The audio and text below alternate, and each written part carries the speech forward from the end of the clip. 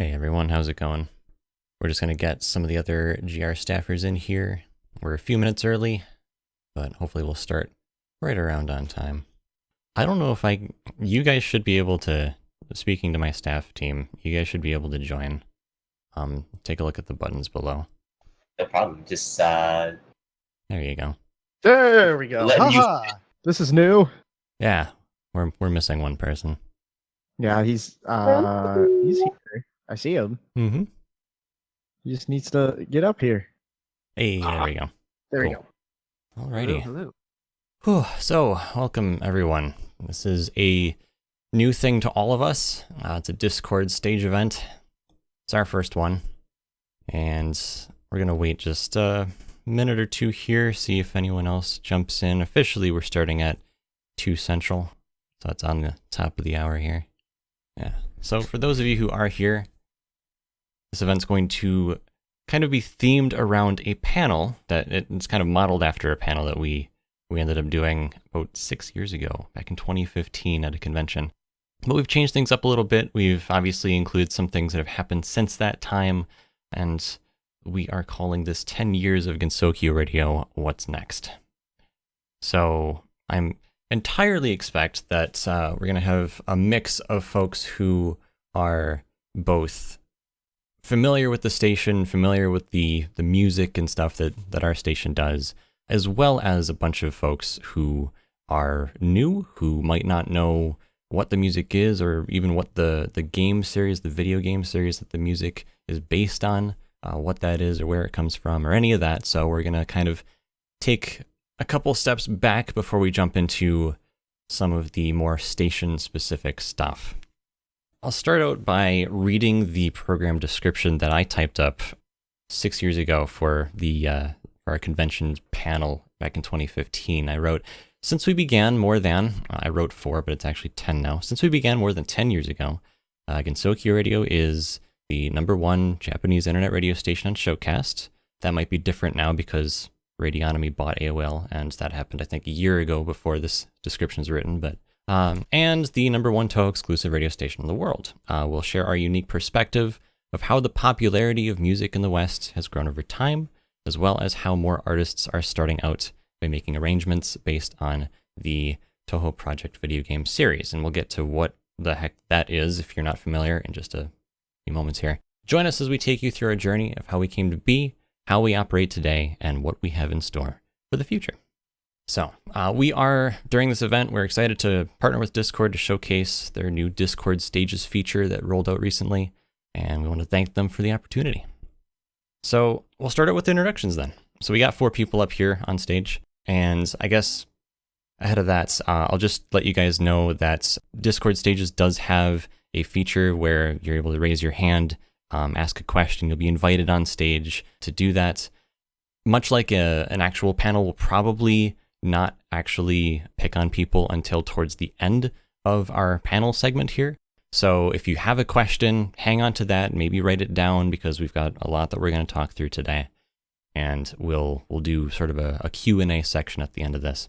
I also do want to mention that we are recording this, and so we'll remind you again at the end, like before the Q&A section, just to remind folks that this event is being recorded. So, all right, so introductions then. Gensokyo Radio, we have the 4 of us up here. I am Lunar. I am the station manager. I do a little bit of everything for the station. I'm the web developer. I manage the station. I am the primary host for some of our live programs, and I'm also the audio engineer during those events.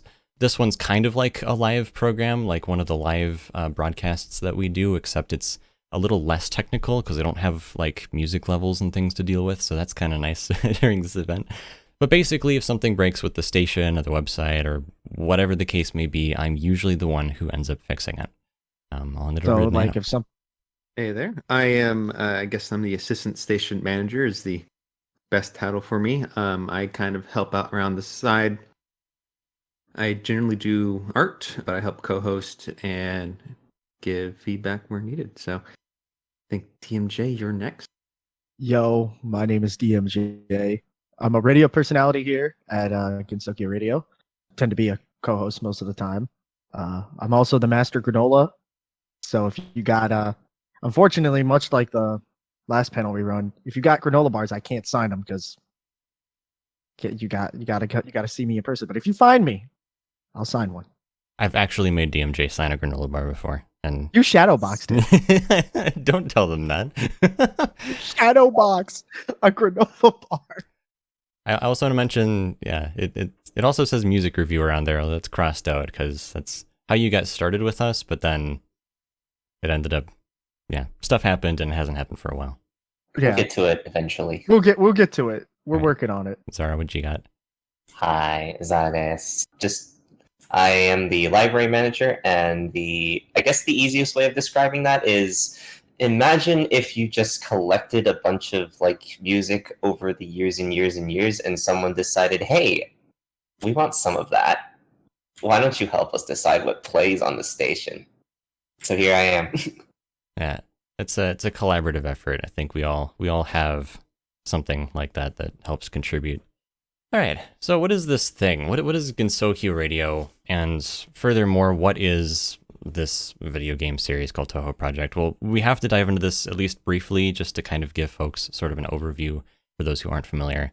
So Gensokyo Radio, like I mentioned earlier, is an internet radio station. We play fan-made music that is derived or based on the Touhou Project video game series, the music that comes from that series.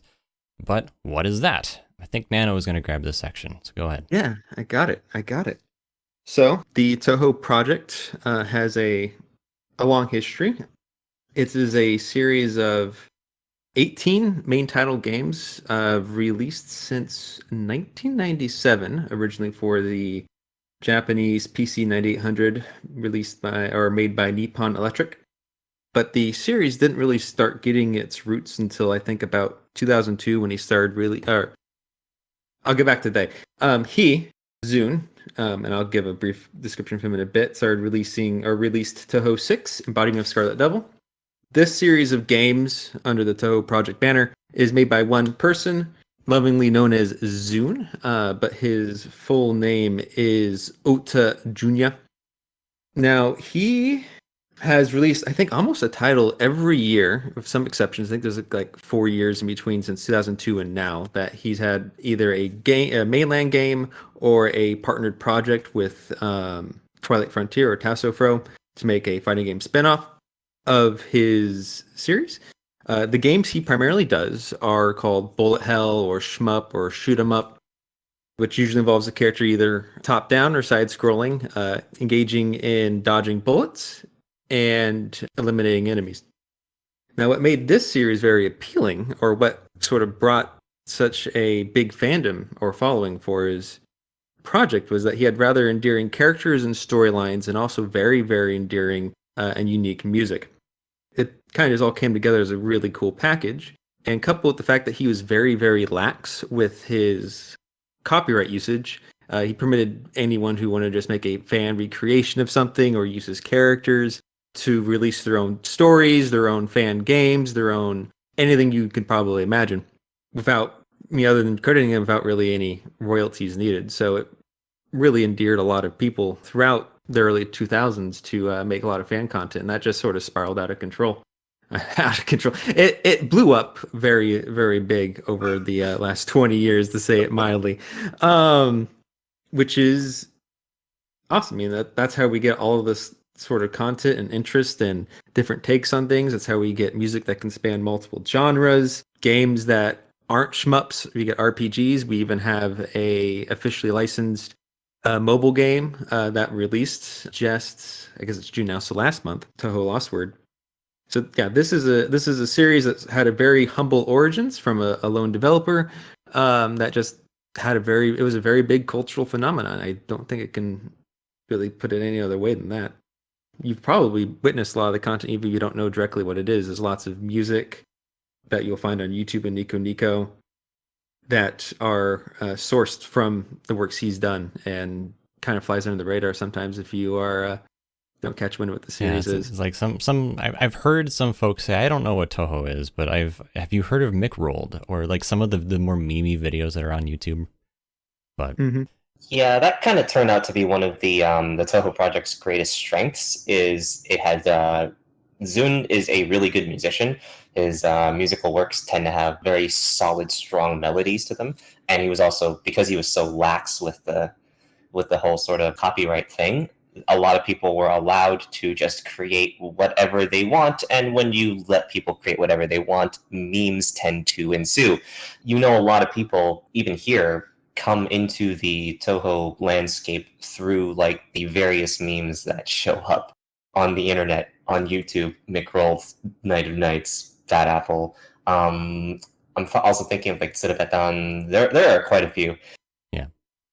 I'm also thinking like, even if you weren't really into Touhou, you probably have come across it. At least, and a good example is from when I was a kid growing up in high school and just getting into just like kind of figuring out about Touhou. I would still run into it often in TF2 through mods for TF2 that would always show up. I remember the Hakurai Shrine just being a map that would just show up, and it would be like a map for what was that game mode? Who was Gosh, I don't know. It's been so long. The game mode where it's like you got the big guy that he would go around and you had to fight. Everybody had to fight him. Yeah, it was like forever, but like stuff like that. Yeah. Like I remember it kind of getting into it. So you might have like stumbled upon Touhou through another game series.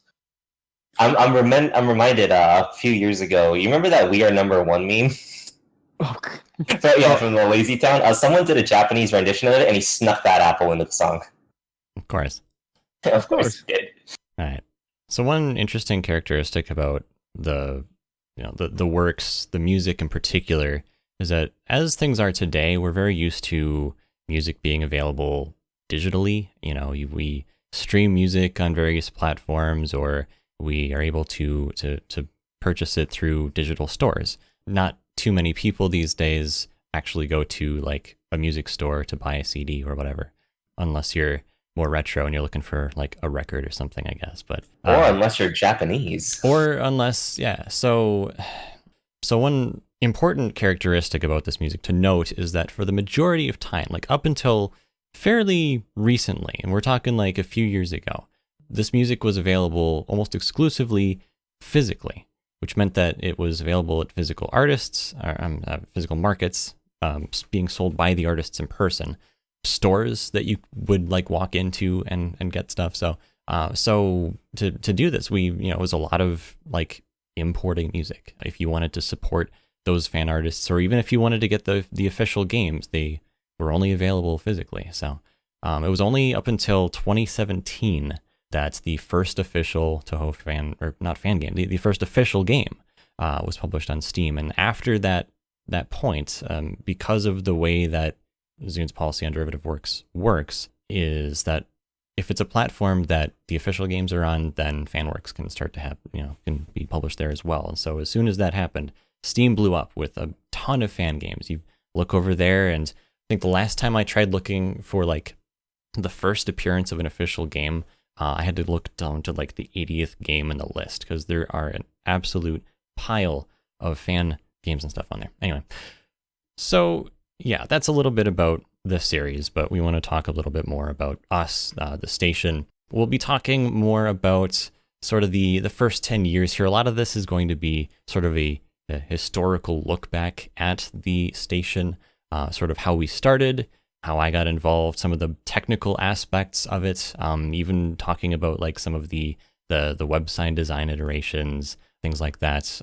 I did mention we do live broadcasts, kind of like this one, but a little bit more involved with music and stuff. And yeah, over time, we've had guests and we've invited folks on, and we've tried to figure out how to like promote ourselves and folks and stuff. So we'll get into that.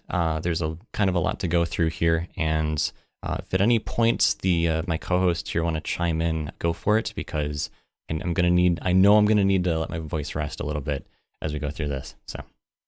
Okay. So GR, Gensokyo Radio, 24/7 internet radio station. We play fan-made arrangements from the Touhou Project video game series. An interesting thing to note is that while, yes, the series did sort of start in Japan, as many video games do, the music is multi-genre. So we're talking like not just one genre. You can find orchestral, you can find rock, metal, techno, Irish folk music, like it's out there. Rap Country. music, country. It's like we have it. There's everything basically. If you can think it, it's probably out there. Someone's probably made something of it. And it's also multilingual. So, we've heard songs that are in Japanese, Chinese, German, English, French. There's probably more out there. Throughout our 10-year history, we've had listeners in over 180 countries. So obviously that's most of them. And one of our main content things that we do these days, and we've been doing with every month without fail for over 8 years at this point, are our live shows, which is called Gensokyo Radio Live. We do that every month.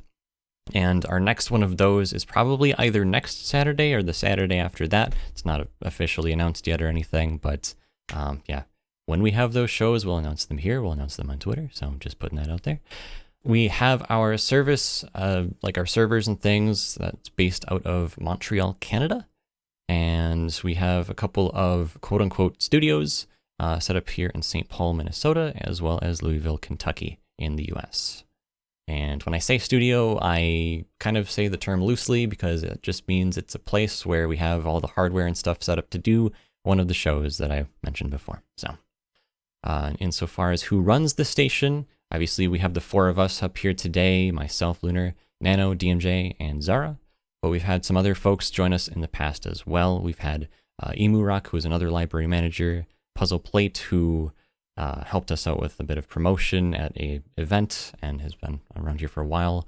One of the more well-known names that some folks might recognize is Sonic Mega, or Sean Chiplock, who is these days a professional voice actor who's been in a bunch of different anime, video games, etc., etc. I think a couple of his most recent, well, not really most recent, a couple of his known roles are like Subaru Natsuki from ReZero, the English dub, obviously, and then like Rivali, Teba, and the Great Deku Tree from Legend of Zelda Breath of the Wild that released on Nintendo Switch, as well as a plethora of other things. But anyway, he was with us at the very beginning in 2011 when the station was founded. He became part of the staff in 2012 officially. Then he left in 2017 to focus more on his career. So it's a bit of interesting history. Yeah, these days, like since he left in 2017, he has a Wikipedia page now. So if you want to go learn more about him, I always kind of laugh a little bit when we can talk about folks who have their own Wikipedia page. I think we had genuine fame is when you have your own page. We had a guest on one of our live shows who also had a Wikipedia page. We'll mention that when we doesn't that qualify for a blue checkmark on Twitter now? I think that's like one of the qualifying things. There are a lot of different qualifications for that checkmark on Twitter. I'll give you a good solid maybe. He might be able to do that. Twitter is weird. Yeah, Twitter is weird, but yeah. Twitter is weird. So the first 10 years, like I mentioned, Gensokyo Radio got started in 2011. And a lot of people sort of make this misconception. They think that I'm the one who started it because I'm the one who's been running it for the longest. But I did not start the station. It was this guy named Tribe and another person named Kiyosagi who started the station near the beginning of 2011. Gensokyoradio.net, the primary website for the station, was registered March 16th, 2011. So that's the date that we say the station started officially. It was originally using just sort of this like basic rudimentary WordPress theme. I think he ended up like putting a music module or something, some way for people to listen to the station online. And that was, the station itself was using a hosting service using Shoutcast. So I didn't actually get involved until a little bit later. I started doing some like fan game stuff. Well, not really fan game stuff. I started running a game group on Steam. Like, I think back in the days of Steam, right? So it was kind of mid 2010, where it was like me and a group of folks would get together and we'd play one of the fighter spin-offs of the official games. So like, think like your 1v1 game, your Mortal Kombat or whatever, except it was called Touhou Hisoten or Hisotensokyo. So we had a whole group around that. I mean, every other weekend we'd get together, play that. It was a bunch of fun. Had some tournaments and stuff. But somewhere in there, Tribe, the person who founded the station, asked if my group would promote his radio station. So we did. We told our group about it. And then towards the end of 2011, Tribe was going to shut the station down because of various reasons, including like just not having enough time to sort of devote to it anymore. There was another radio station who would basically anywhere that our tribe would try to get the word out about his station, they would sort of shut him down a little bit. So it was just, he felt kind of discouraged about that, so he was going to shut it down. And he literally did shut it down for like a day or two, but I was talking with him at the same time that this was going on, and I said, well, hold on, let me try my hand at this and see if I can make something happen. And ever since that point, I haven't stopped running the station. So it's I've been with the station for about 9.5 years at this point. So yeah, a few days later after that, the station and the website and stuff were back online. It was pretty rudimentary, just, you know, lower listener rates. Obviously, we only had like 5, 10, 15 people listening at any one given time. But one of the primary things that I did to start out was I started working on a website, because obviously he'd shut everything down already. So I was like, okay, I got to make something so people can listen again. So we have this list of websites, of like version names. Like right now, I call the current version of the website GR8. It's just, you know, the quote unquote 8th edition of the website. But the first website that was created was our tribe's creation. We just call it GSR1. That was from the beginning to December of 2011. It used a couple different themes. The first theme that he used was sort of this, like, it was based on one of the characters from the series, Yuyuko, who tends to have these sort of like bluish, purplish tones. And actually it's because of that our station's logo is this sort of purpley color. And then the other WordPress theme he used was more of a reddish theme. And that's what the second iteration, my first design of this website, GSR2, was sort of themed after. It was very basic, one page, sort of had this like ugly red border, but it let people listen. It told people what was playing. It told people what had played, sort of the song history. So yeah, song history had been a thing way back then, even though people kind of yell at me now and is like, I want to know what was just playing. But, you know, we had live station info, listener info, just how many people are listening, stuff like that. So pretty rudimentary. I think I spent all of 3 days or something on that very first custom design. And then you kind of go from there. These first versions, these first website versions are very sort of rapid fire. They happened pretty close to each other. And as time goes on, it kind of gets a bit more spread out. You know, obviously, as time goes on, people change jobs and change schedules and all this other stuff. So like, just, you know, that's how it goes. But that theme only lasted for a couple months. It went until February of 2012. GSR3, the next theme, sort of this custom carbon fiber theme. It had rounded edges for the music player. It featured up to 5 news articles. Wow. In the country list to show where listeners were from. One of the things we do during our live shows is, like, at the midpoint of all of those shows, we do a countries and listeners thing, just to say, hey, we have people listening from these places, and these are some of the people who, you know, they have registered and they have accounts, and we're able to say, you know, give those people shout outs during the program. That's a little bit of fun. So, but the earliest iteration of that was all the way back in February 2012. GSR4, that's was spun up in June 2012. We had this sort of modified, sort of squarish carbon fiber theme. I don't know why I chose carbon fiber for that. It was entirely custom. It was my own, you know. But basically, it just kind of cleaned up the previous theme. It had this rotating background color effect. Only some of the oldest listeners that we have, I think, are going to even remember what that looked like. Yeah, it was just there. A lot of these earlier designs were just me sort of experimenting with things, trying things out. It was a playground, really, in terms of just web development. We reintroduced some of the song history with album art so that we had like stuff to actually go along with the information that was a bit more visual. And for the first time, we added user accounts, and we did that primarily so that we could have, you know, say this person rated this song, you know, this many stars or whatever. And actually back then it was like it was an upvote downvote system, so we didn't have stars, but these days it's rated 1 through 5. GSR5, so that lasted all the way until March 2013. That was more a minified station info player. It brought ratings and comments, which is a new thing. You could comment on individual songs, which we don't have anymore because it was a little bit impractical. You can only comment on a song if it was currently playing, but we had that around for a while. We started really trying to figure out what we wanted, like, the back end to look like, the database, as it were. So we just You have to think, there's a lot of fan music out there, and there are literally tens of thousands of songs. I think we're these days probably upwards of 50,000 songs from just like thousands of artists and circles and stuff. So circles, I guess that's going to be a foreign term for anyone who's not really familiar. Think of a circle like a music group. It's just a group of people who have banded together to make something. And it's not just music circles. It could be, artwork circles or fan game circles or what have you. So yeah, so the GSR5 theme lasted until December 2014. The beginning of 2015 was GR6. We sort of scaled back information that the database had. We got kind of ambitious about it. We said, well, there's the music we play, but then there's a lot more music out there that we don't, because we just don't have it.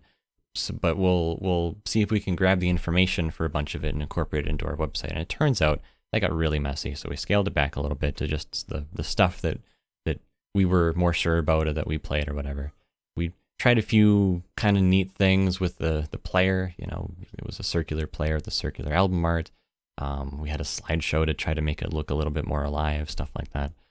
And then that went all the way up until the summer of 2017. And so that was sort of, the player was relegated to its own page. We had more information about the library. We made that public, so we were trying to scale up a little bit more again.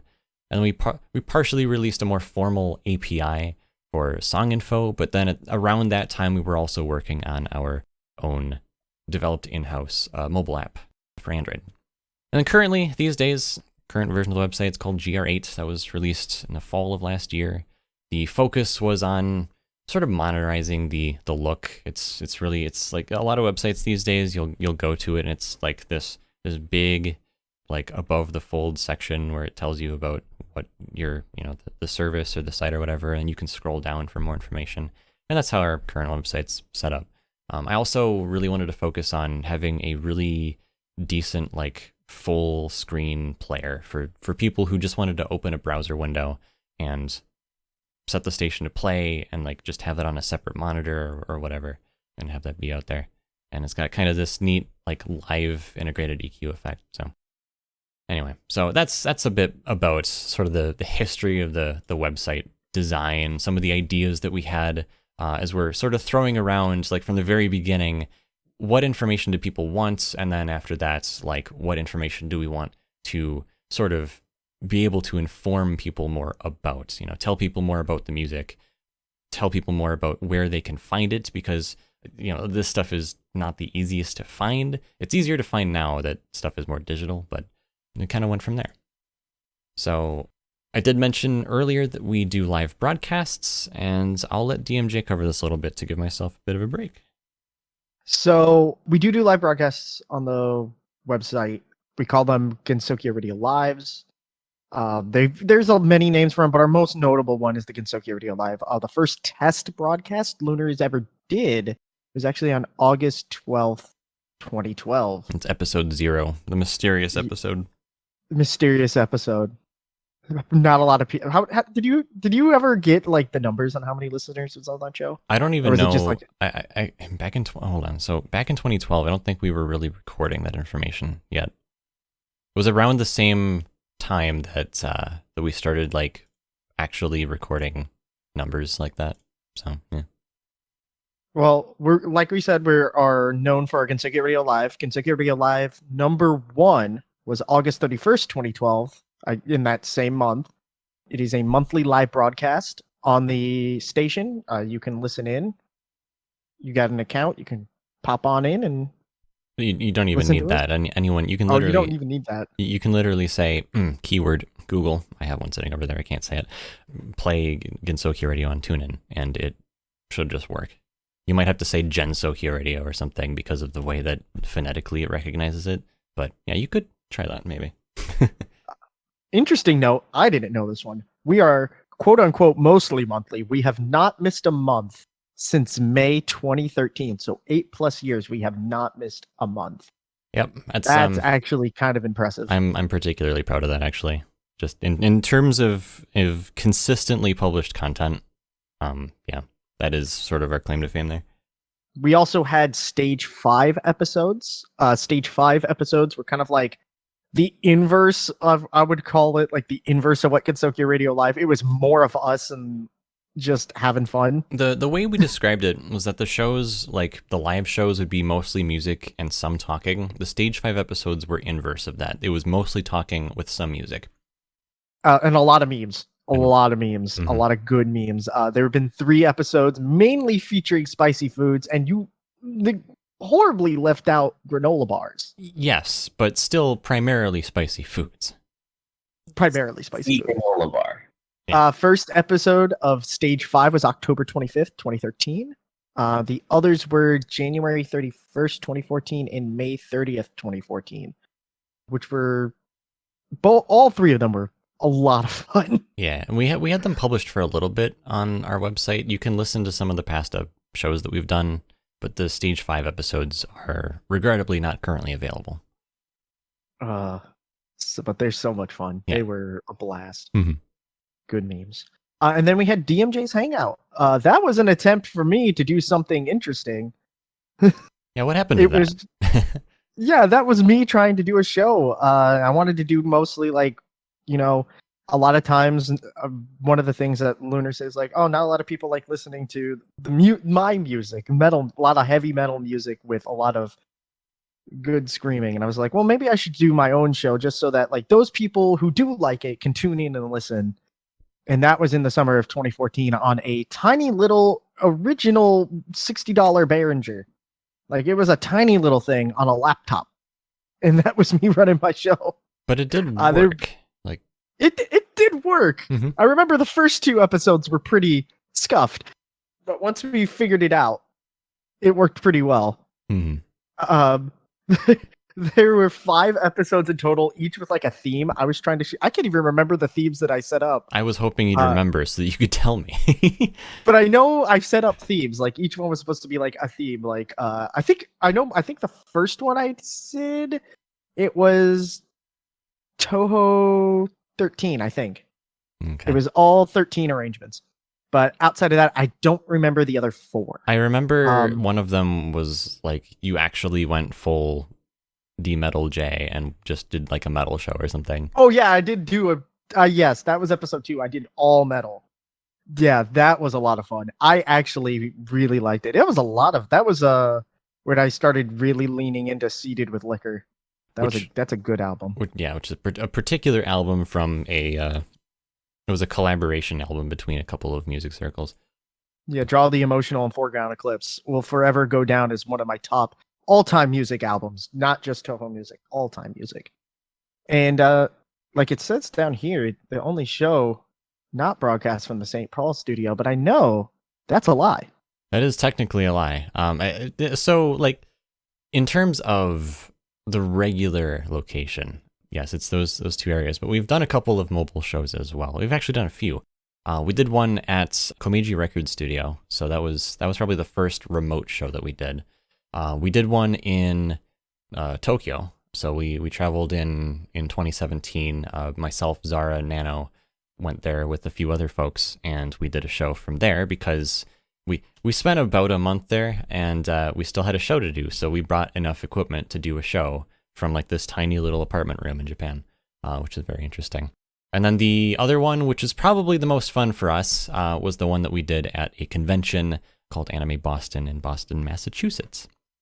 And that was, we actually had like the full setup that I'm working with right now for our live shows typically. We brought all of that along. I had paid for a separate bag, to an airfare and stuff for that to bring all that along. And we did a show live in person in a ballroom in front of, well, it was an arcade room. So like, admittedly, a lot of people were doing their own thing, but there were at least 200-300 people in there. We were just kind of in the corner doing our show. So it was very fun. Yeah. So some of the guests we've brought on over time. I mentioned a couple of them. Komeiji Records, for example, the one that was one of our first remote shows. They're an American music circle or a group, as I explained earlier. And I drove 5 hours east because they were kind of close. That 5 hours east driving is close in my world, and did a show over there. It was kind of neat. we've also had some other DJs and circles and game developers even and artists stuff. I'll run through them pretty quickly here. But we had Epikuro he runs Kawaii Bass. He's a Canadian DJ. Seismix, who is a Norwegian music artist, is also part of the circle Kusimoto Records. Radio Overcoat, who did his own radio show called Touhou Tuesday. That was a weekly radio program on Arecibo Radio. I think that ended up changing to a different station for a while, but I think that Arecibo Radio is the one he did that program on the longest. John Schaefer, who was one of the developers for Sid Meier's Civilization 5, I believe it was, who's also runs his own company, Conifer Games. He's got his own game out there. This random person named Nelson, we just kept calling him the guy who keeps getting photos with Zune because the way that we found him, he's not a music artist or a game dev or anything like that. He just kept getting photos with the creator of the game series, except the photo that we saw, he was wearing one of the t-shirts that we ended up making for the station. And we're like, okay, we have to find this guy. So we did.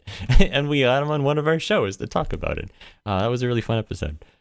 We have Mystery Parfait, who's a fan game development group. Babe, from Babe Music and Frozen Starfall. It's a German music circle. Dean Peppy Herbert, the creator of OS, was also on our program for a little bit. That was actually a recorded interview, so not like a live thing like we typically do.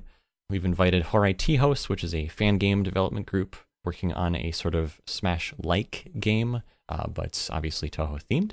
The group that is behind the game, Nitor Inc., is fan game development group. You can think of like that game is based on kind of a WarioWare style thing. You have a bunch of mini games, and you have 5 or 10 seconds to figure out what to do and to do the thing.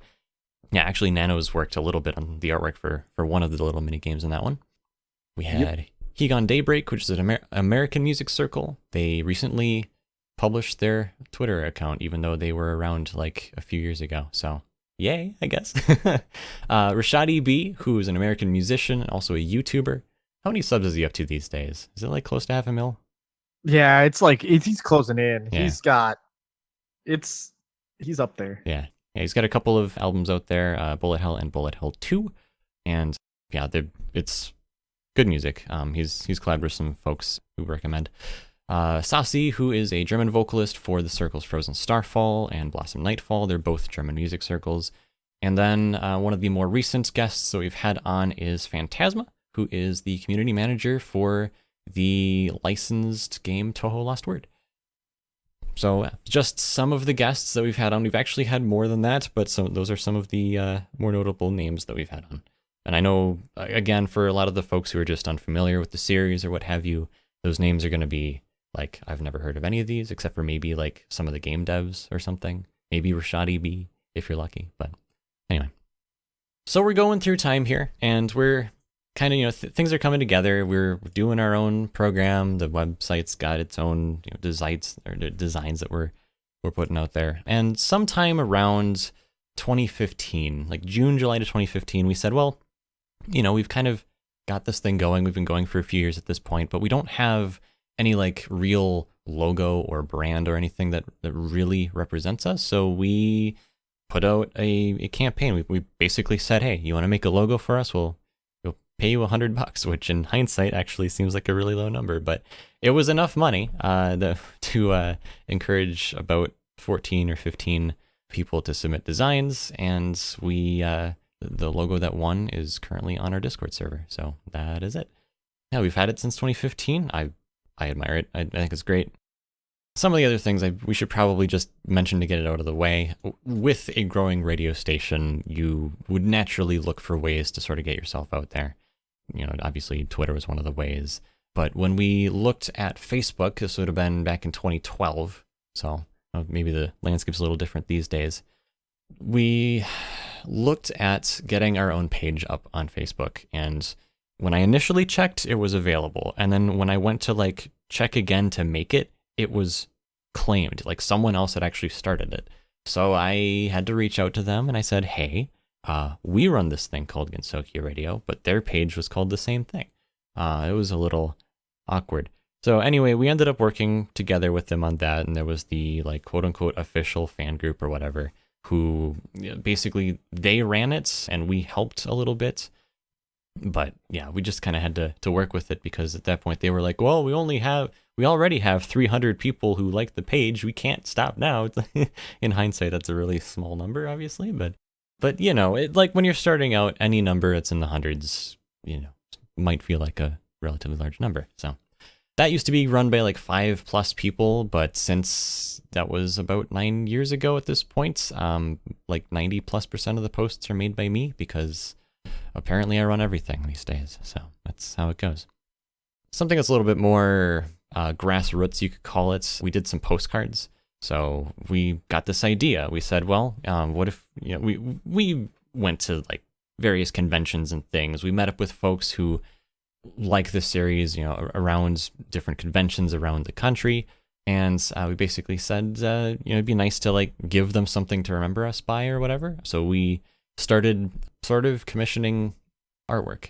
We use the term commission a little loosely here because our argument was that, hey, if you make an artwork design that we like, we'll end up printing it on a bunch of material and we'll also be able to get your name out there as well as the station. So it was kind of twofold. It was not just for our sake, but also, as we argued, for the artist's sake. And we argued that because we were on such a like tiny minuscule budget at the time that we didn't want to say it's for the exposure, you know, that's kind of the horrible thing to do. But we said, well, hey, we're already dropping a couple $100 on this stuff. Hopefully that's worth it to you. That's like a couple $100 you wouldn't have to spend. I don't know if that's like, I don't know if that would fly in the current year, but like that's the way we did it to start out with anyway. So yeah, so we did that. We had these different postcards that we'd hand out at conventions and stuff, different artwork. We did that up from, started in 2012 and went until 2018. We didn't do anything in 2019 because there weren't enough viable entries. We had some entries, but like there was only one that we really gravitated towards and we wanted more options. So I guess is what it is. And then in 2020 and 2021, there just weren't enough conventions. So not really worth doing a postcard for. So that's actually really funny about postcards. That's where right around the time I started getting in was when you were doing the handout marketing. Because I remember it was AWA 2013. Yeah, Anime Week in Atlanta, Georgia, in the southern U.S. And that was how we met up with you as well as Puzzle, who we mentioned earlier. And you were a little bit more interesting in that case because you ran your own like music reviews thing at the time. Yeah. Which is why at the very beginning of this thing I mentioned you were the music reviewer, but then I had that crossed out because you haven't actually reviewed anything in a long time. It's been a while since I actually sat down and reviewed something because I have so many things on my plate. Yeah. But at least when it comes to outside of his. Tis what it is. Yeah, obviously I mentioned earlier we also had t-shirts. And again, I'm like just as I talk through this, it's going to feel a little shilly because yes, some of this stuff is currently on a store that you can get this stuff on, but some of it isn't. This is just for the history, so I got to cover it. But we did our first t-shirt design as the result of someone else reaching out to us and saying, hey, we want to help promote for you guys. So we'd send them postcards. And this was to a group of 3 dudes in Finland who said, hey, we want to help promote for you at this convention over there. But we also want to make shirts as we promote. So I said, well, okay, you can like come up with a design, I guess, and show us, but I'm just going to tell you right now, it's probably not going to be something that we're going to go with. So they made their design, they got back to us, and we were like, holy cow, it's actually really good. Okay, go ahead, but also, can we use this for our own shirts? And they said yes. And so we worked out a deal with them that way, and that was what we currently call the Digital Miko t-shirt design. Designed by a Finnish artist, Chalice. That was back in 2013. We did a couple runs of that, actually 3 at this time. It's been one of our more popular designs. And then in 2015, the same year that we had our logo, we put out the musical Tori t-shirt. We actually paid that artist in particular a little bit more than the logo reward because we sort of got one of their secondary designs that ended up being the design for that particular shirt. So yeah, that artist in particular, Portuguese artist Rosana Margarita. She's a freelancer, so yes, like she'd be happy to take your business if you've got some art thing that you want done. But she's really good. And she's done some other stuff for us too in the past, like one of the postcard designs. So we've also got some mugs, stickers, buttons. We did this kind of meme item, Lunar Tech Tips water bottles that we did for April Fools this year. That was interesting. DMJ and I watched Linus Tech Tips, so we were like, yeah, let's do something fun. So we did that. It was a 48-hour thing, so it was like very temporary. We're not making them anymore, so don't look. But and we also have our limited edition 10-year anniversary pins. Those are still available. So they're metal pins. I think they turned out really well.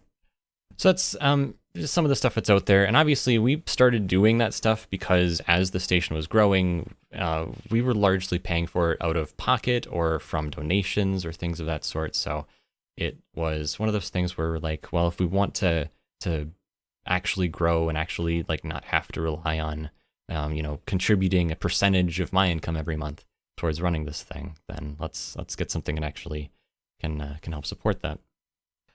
So, and I guess it's worth mentioning briefly here that for a little bit in 2020, we also ran advertisements on the radio station, although we don't anymore.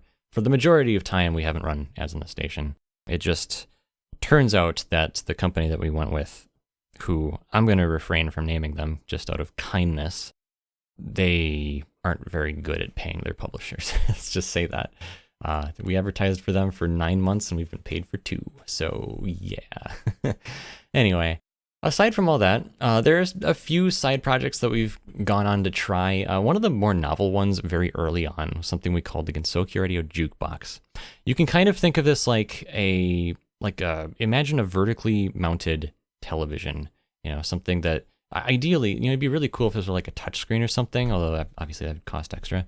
But the idea was to just be this thing where people could walk up, touch some buttons, look up by song or artist or circle or whatever, and be able to just play a song that way. So I came up with this like user interface and stuff with it, but it never really went anywhere. It's kind of a cool idea, but meh. The Wiki API project. So the series is so large that it does indeed have its own like dedicated Wikipedia page, Touhou Wiki. And one of the really valuable resources from that is being able to grab some of the song information and album information and stuff like that from them. So Nano and I actually, this was a sort of a joint collaboration, tried to figure out how to get some more of that information from the wiki to us, because they have an open API and it's like totally a thing you can do. But the problem is that their API was all over the place. It was very inconsistent, and we just basically said, well, we're not really going to be able to use this. So that's one of the reasons why we maintain our own database of information, not just for the sake of knowing, but also to be able to correlate any currently playing songs on the station to information that translates to, stuff that like you can rate this song because it can find out what song that is, and yeah, just database things. One of the more recent side projects we've had, this has been kind of on and off, something we've been referring to as Project Spectrum.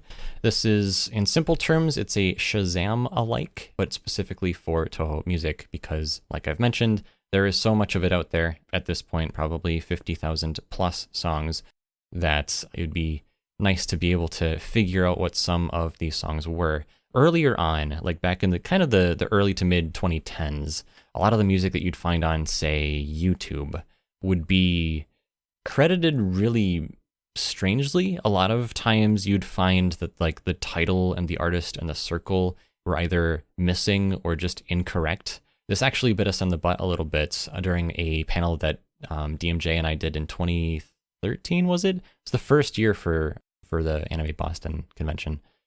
But we're like, yeah, let's find some diverse songs. So we ended up finding this like country song, and the country song.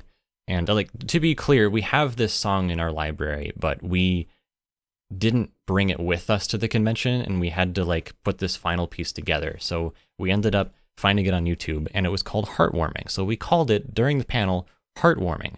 The song's not called Heartwarming, it's called Sweet Home. So yeah, so it was just one case of like a YouTube thing having weird information. That's stuff like that is something that that Project Spectrum would address. All right, we're kind of trailing towards the end of our hour here. I assure you, I'm going to be we might go a little bit over, but we will have time for questions at the end of our bit here. So again, if you have any questions, write them down. We'll be able to answer folks. People will be able to raise their hands in the Discord stage, and we'll be able to get to you guys. So so just a moment here. Yeah, and then real quick here before I start getting into some of the things that like transitioning into the what's next bit here, which I know is part of the title, but some of the stats over time real quick for the station. We started collecting stats in January 2012, so to your point, DMJ, I guess maybe we'd be able to tell how many people we had listening for episode 0, but I don't really know for sure. 2011 to 2012, our listener average was like around 5 to 20. 2013 went up to 40. 2014 was around 50 listeners. 2015, 50 to 75. And then these days, you can find the average somewhere between like 70 and 130. So kind of bounces depending on the time of day and as far as if we've got any events or things like that going on. So we had some of the things that were in our future list, kind of referring back to the panel that we put together in 2015. So some of the things we were talking about 6 years ago were the following. A mobile application. In 2015, this was one of the things on our future list. It was interesting because like looking on Android, there were a couple of like random developers that had created a bare bones music player for playing music that was called Gensokyo Radio. And we didn't make it, and we didn't ask them to make it. And there was even a person who rated one of these like really generic basic applications 5 stars, commenting, "Hey, there really is one. I'm glad." No, we didn't make it. So anyway, so eventually we made our own app. This ended up being published in July of 2019 for the first version, and it's still up there. So that's a thing that we actually did go on to make. It just took a few years to get there. We also mentioned this idea of publishing. So since 2015, we've worked with a couple of different circles, Komeiji Records and Higan Daybreak. I've mentioned both of them earlier. 2017, we put together 300 CDs, and we're talking like physical CDs and jewel cases and wrapping and all that stuff for 5 of the albums that they had that they were going to sell at a physical event in Japan called Comic Market. And then we did the same thing for Higan Daybreak 2 years later. We did 100 CDs for them for a couple of different albums that they had out there.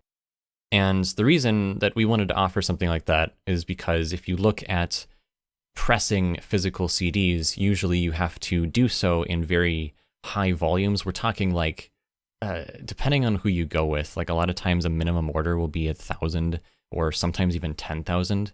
And even at those really high numbers for like a small music circle like this, the price per CD is just prohibitively expensive. So we wanted to do something that was very much like close to at cost for circles to just help them get out there. And for these 2 circles in particular, because they were both selling at a physical market, they needed physical inventory. So we helped put that together for them.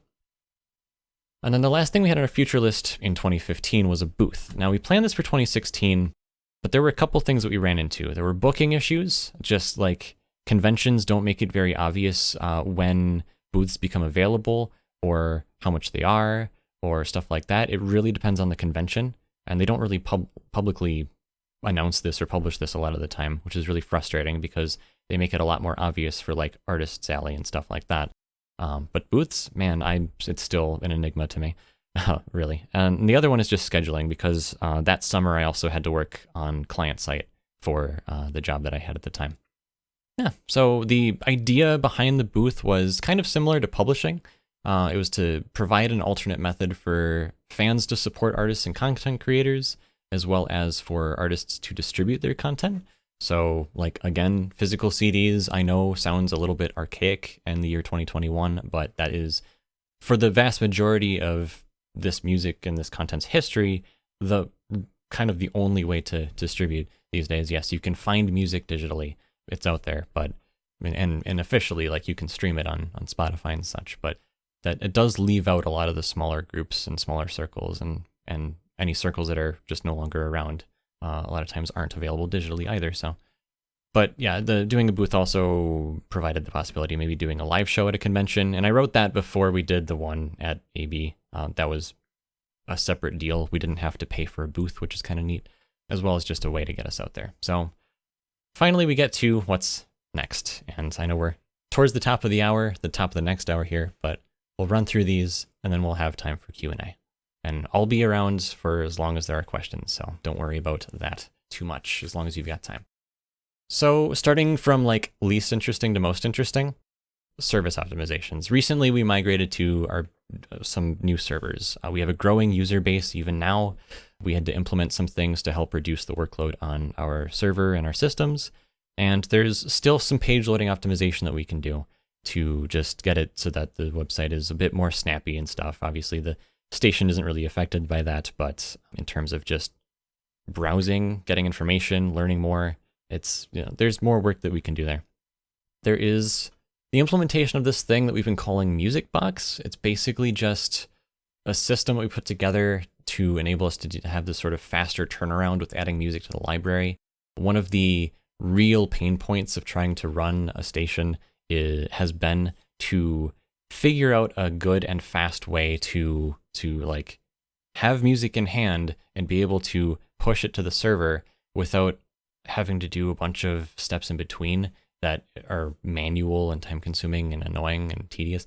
So that's been like the majority of the station's history. We've done it that way, but this will enable us to basically, if I were to get something today, it could be on the station today, which was the whole goal of that. It's a much faster turnaround.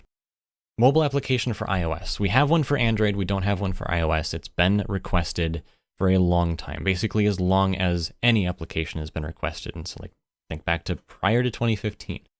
The tricky thing with iOS is that there is a higher barrier to entry compared to Android. So there's a hardware requirement. You have to develop on an Apple machine. Xcode doesn't compile applications for iOS on anything other than Apple hardware. And then there's an annual cost. I think it's about $100 a year for a developer license, and that will allow you to publish to the App Store. And then when you get to that point, the App Store is still a walled garden, so there's no guarantee that your app will be approved. You have to jump through some hoops in order to do that, and it can be tricky. So that's something we want to do. We do have some older Apple hardware now, so we at least have that down, although there's a new question of how much longer that's going to be viable, because it's a 2014 model Mac Mini, and they have the M1s out now, so I don't know.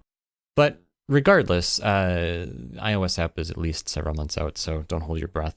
One of the really exciting things I think we're going to do in the not too distant future here is we've been talking about doing a replacement for our transcoder. Now, just real briefly, technically, or from a technical standpoint on the radio station, the way that streaming works for us is we have basically a pile of files, and there's a system that says, which one am I going to play next? And that goes through a transcoder, and the transcoder sends it to the station, and the station is the thing that all of our listeners end up listening to when they listen to the station. What the new transcoder would do is it would basically add in programming options very similar to an actual terrestrial radio station. So you could do things like drop in, like right now right now the way it works is very simple. We have files, they crossfade 5 seconds between each file, and then also between the interstitials that we have playing at the top of every hour, which, by the way, even though Sean Chiplock's not with us on our staff, you can still hear his voice in the interstitials at the top of every hour, in case you were curious about that. But what the transcoder replacement would do, it would just give us a lot more control in terms of programming. We'd be able to put in like sweepers, song previews, do stuff that's like not just at the top of every hour, but we kind of do things at like different parts or different times of the day and stuff like that. So make it sound like an actual terrestrial radio station. In short, make it sound like an actual radio station. So I'm super excited about that. Right now, it is in the experimental phase. We actually have the licenses and stuff that we would need to get that going. So we're just kind of playing around with the software and seeing what we can do at this point.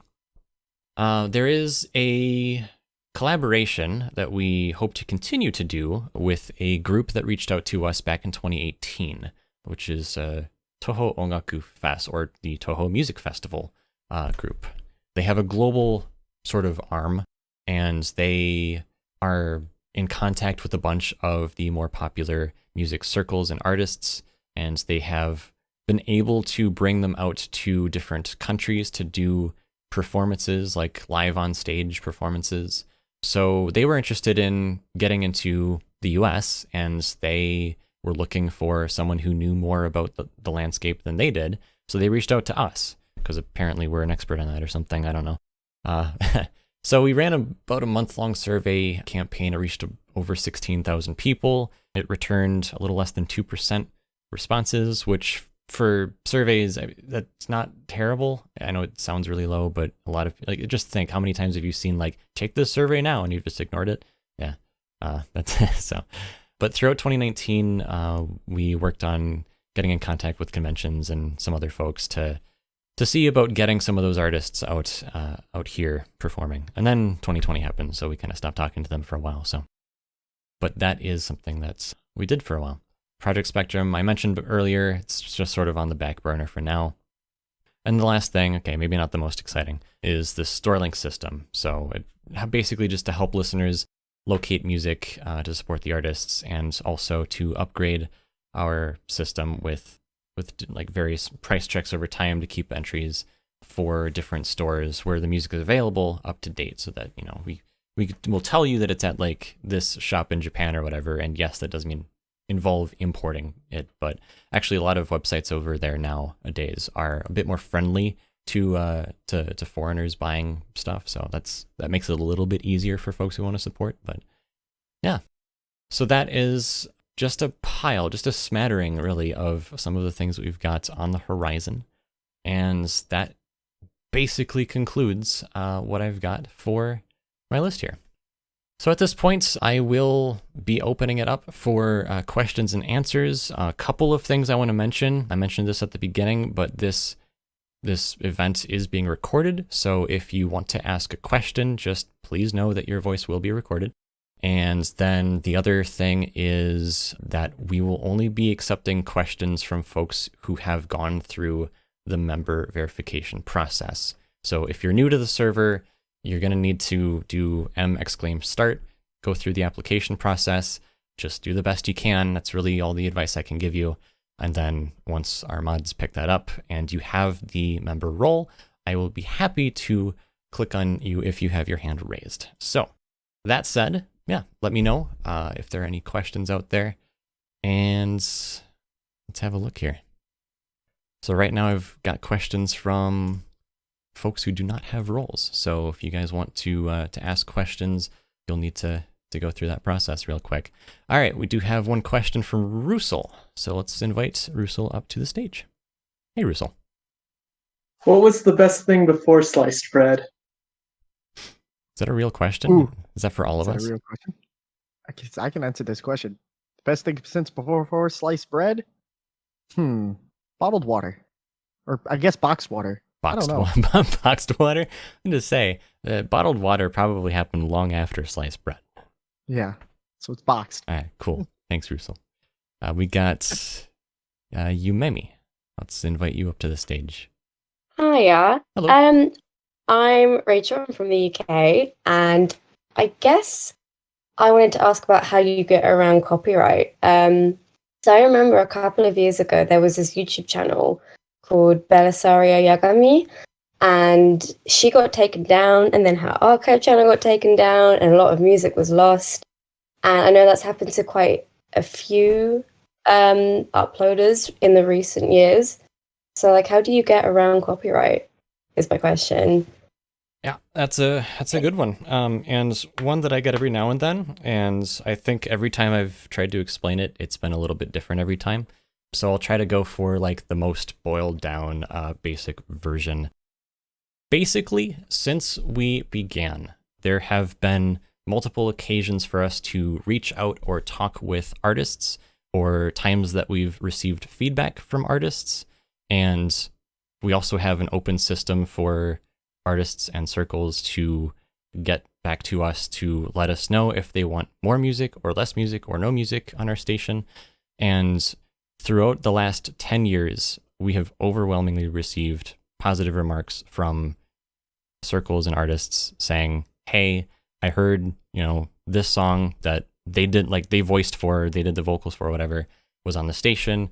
It's really cool to hear. Keep up the good work. There's some like rock or metal circles out there who recognized us and said, this just basically, when it boils down to it, we have had 0 takedown requests. We have had a lot of positive feedback from folks.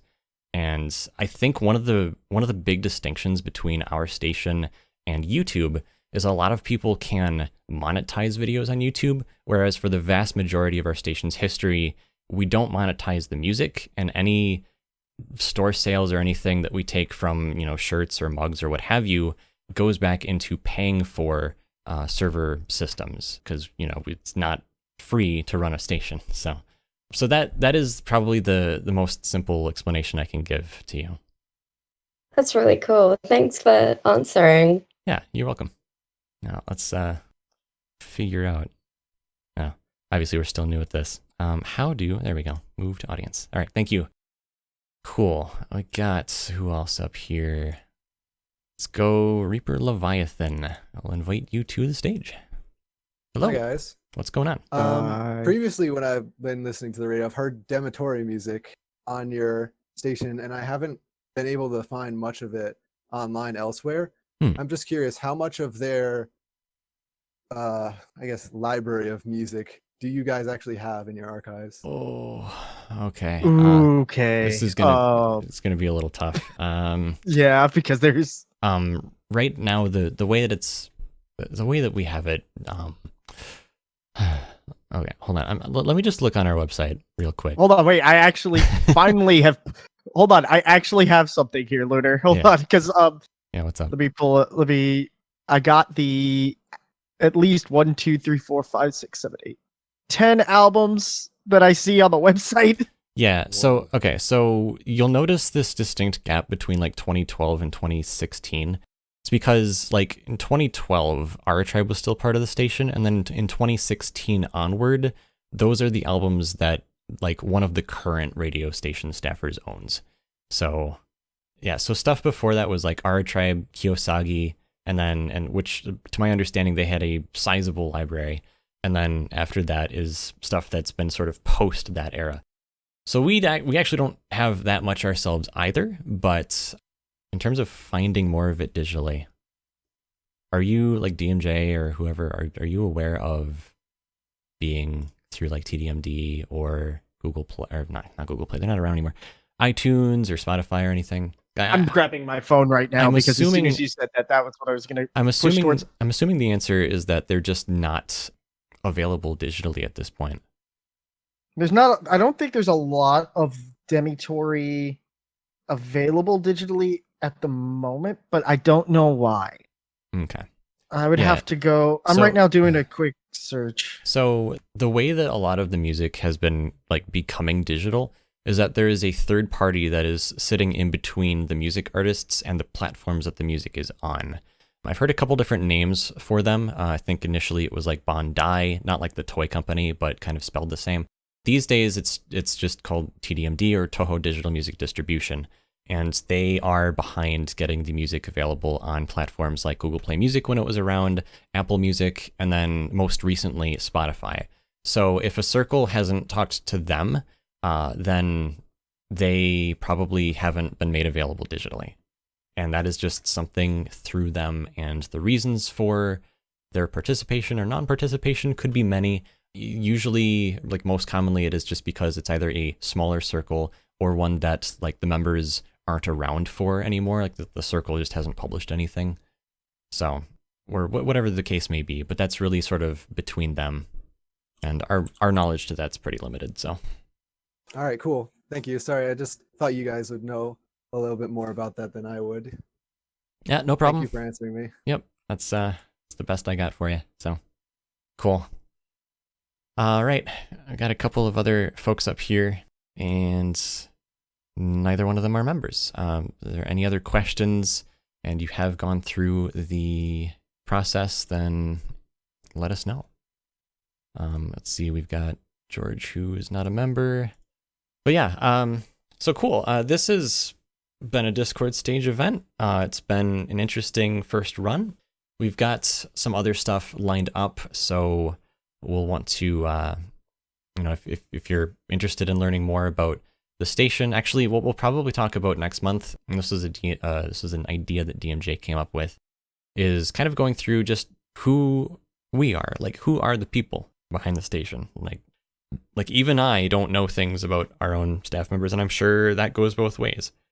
So it'll be an interesting learning experience for both us and for folks who are familiar with us as, you know, radio personalities or what have you, to just learn more. Was there something else, DMJ? I was gonna say they were. This was something I brought up because, like, every time we get this question at the end of a show, we don't have time to answer it because it could go either like it could be like a 5-second answer or it could be like a full podcast in and of itself. Yeah, absolutely. Like I could talk a long time about some of the things, and I'm sure some of the questions out there too. I see Snow's got a question, so we'll go ahead and answer. We'll grab that as well. I don't know if you were here when I mentioned it, but just as a reminder, these are being recorded, so just for your knowledge. Hello. Is there a plan for a desktop app? So hasn't really been requested. I am aware of a couple of fan-made desktop applications. Lunatic Player is one of them, and then I think there was another one, but that might be kind of on the old side. But Lunatic Player is the one that I'm aware of right now. I think that's out there. As for something that we would develop, we just haven't received requests for it, so that would be towards the bottom of our priority list if we were to do that. All right, thank you. Cool. And I see James, one of our mods, has got their raised hand, so I'm gonna go see what they have to say. Hello. Yeah. I actually was wondering, do you guys want like technical help with stuff at certain points? Because you mentioned something about potentially developing something. I mean, developing what? I'm always developing.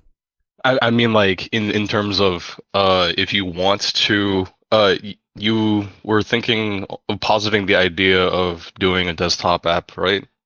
Would you like help with that?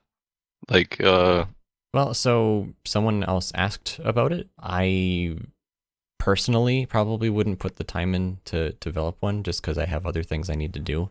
But since you are like if you're interested in creating something that's a little bit more first party, I wouldn't be against that, especially since obviously there's some folks out there that'd be interested. let's go. All right. Cool. Let's go. Yeah, James is one of our thank you, James, one of our mods, so I know how to get in touch with them afterwards. So cool. So Snow, I think that was your question. That's that might happen. All right, HTF also has a question, so we'll bring him in. You have been selected, HTF. I have reached out to you. Now you need to reach out to me, please. Come on, sure no. I don't know. Do you just want me to scream? I don't know if they're there anymore. HTF, I think there's a button at the top of your screen. I think that's where it is. Oh, cool. There my we go. apologies. Yeah, no problem. My question is, which circle is the most popular on the station in terms of when they rate? I'm thinking it's either Tama Onsen or Mario Records, but I don't know. Which is the most popular circle? Which is the most popular circle in terms of ratings. So You would have that info. I don't have that info. let me go look up a thing. Every year we do a top 100 Touhou songs of the year list, and one of the things that I ended up doing this year that was a little different was I published the raw rating averages, like the weighted rating averages for that list, and I included them in the sheet that was made publicly available. So let me go back to that, just see if I can grab some basic info here. Shibayan. A couple of the really consistent ones have been Shibayan Records and Yuhei Satellites. Alstromeria I can see Records. Buta Otome catching up. Yeah, Alstromeria Records is up there a little bit. And by the way, guys, if you're not familiar, these are all names of circles, so music groups that are behind the publication of albums and such. Yeah, so there's those. You said Buta Otome? I thought Buta Otome was getting up there. I might be mistaken, but I thought they were getting rated pretty high. I know Buta Otome had a... Where are they? I think the highest in the list, they're number 22. They had a song ranked 22 last year. But I think... I know that we recently got more music from them, so it might just be a volume thing. But yeah, there's not a whole lot of them in the top 100 list. Okay. Interesting. I don't know. I'm not sure if that answered your question, but yeah, the big ones that I can see just at a glance, Shiban Records, Yuhei Satellite, those tend to be some of the more prominent ones in this list. So. Okay, that makes sense. Thank you. Yeah, you're welcome.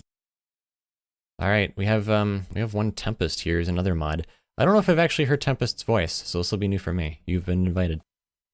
Hello. Hi guys, can you hear me? Yes, I can. Yes. Okay, I'm doing this from phone, so might be a little weird. Hi, I'm Tempest. I'm one of the moderators on Gensokyo Radio. I had a question for you guys. I'm going off memory here. I remember that in the past, well before my time, there were alternative shows. I think DMJ had a metal-specific Touhou music show at some point. There was Stage 5 as well. I've never heard any of these shows. My question is there any plans to bring back shows like these? Any alternative shows, maybe alternative playlists? So I'll speak to Stage 5 and then DMJ can speak to his. Okay. So one of the big allures of Stage 5 was the fact that we had Sean around. So when we say there were like challenges with spicy foods or whatever, they were self-imposed. That was not really the focus of the show. It's just something that ended up happening organically during the show. And it was that makes sense. His idea that ended up carrying over to the second episode. And then the third episode, DMJ had the granola apocalypse. And that's a whole story in and of itself. But as far as DMJ's Hangouts, how do you feel about that? I want to bring it back. I got a lot more, experience under my belt. I mean, especially since I'm going to be getting into Twitch streaming at some point in time. Soon TM. How long have you been talking about this? Yeah, I've been talking about it for a long time. I have all the equipment. Like I put a lot of effort into getting into this. It's just literally getting a stable internet connection at this point. But yeah, I totally want to go back and doing it, especially doing a metal show. I think that there are people out there that want to listen to things like Foreground Eclipse, to Demetori, to want to get into some like other much more extreme versions of Touhou metal, because I feel like those people out there do exist, and just giving them their hour every I would be one of these people. I would be really happy about that. Yes, this is exactly what I want, and I want to do it again. I just got to find the time. I guess got to get the equipment set up, and I especially need to get a stable internet connection, because I'm sorry, 25 megs and I'm not getting it at my house consistently is a problem. Wow, you have 25 megs. I have half that, but yeah, I feel the pain. I understand. Yeah, it's like I can't get it consistent to my house, and I've called the company several times. So, yeah, that's a good question. I want to do it. If you would like to see DMJ die to spicy food, though, I can arrange that. That would be okay. You know what? Sean's gone, but Zara has joined the staff since then. He's the new Sean. Zara, oh boy, I want you to know that I am kind of fond of spicy foods. It's just this will be interesting. I grow ghost peppers at my house. What? I grow ghost peppers, and we make our own Tabasco sauce, like real Tabasco sauce, not the watered down stuff that you get at grocery stores. Ooh, boy. And we even make our own hot sauce that we ferment some scorpion peppers into. Ooh. Oh my gosh. Oof. All right. Cool. Does that answer your question, Tempest? Yeah, it does. Thank you, guys. Cool. Thanks for joining up here. Cool. There's another raised hand. As a reminder, if you want to ask a question, you do need to have the member role. So you'll need to have gone through the application process in the welcome channel. I'll give it another little bit here, where it's 25 past our end time. But if there are any other questions, I'm still available. So I'll give it just a little bit here. Take a look at, where did I leave off here? Oh, that's interesting. Oh. I was trying to figure out who this username was, and I'm like, I didn't give that person access to this document. Oh, that's DMJ. Never mind. Cool. All right. DMJ is an enigma. Well, that sounds like that's it from everyone. Thank you for your questions. Thanks for attending today. This is, 10 years of Gensokyo Radio. What's next? Hopefully you have learned a thing or two about our station, how things operate and a little bit about our history and what we got planned for the future. So yeah, thanks to Discord again for having this, and we'll tell you what's going on next month. We'll do another thing next month. It's just not announced yet. So yeah, stick around either on the server, or you can follow us on Twitter is probably the best way if you're not usually part of the server, just to keep in touch with what we've got going on. And any events, including the live show that we've got either next weekend or the weekend after, we'll announce it there as well, so that you can listen to that live if you want, see what that's like. Or if you're not already familiar, or if you haven't tuned in before, we do have some of those shows available on our website at gensokyoradio.net. All right, that's going to be it for this one. I'm Lunar, for DMJ, Nano, and Zara. Thanks for listening, and we'll see you next time.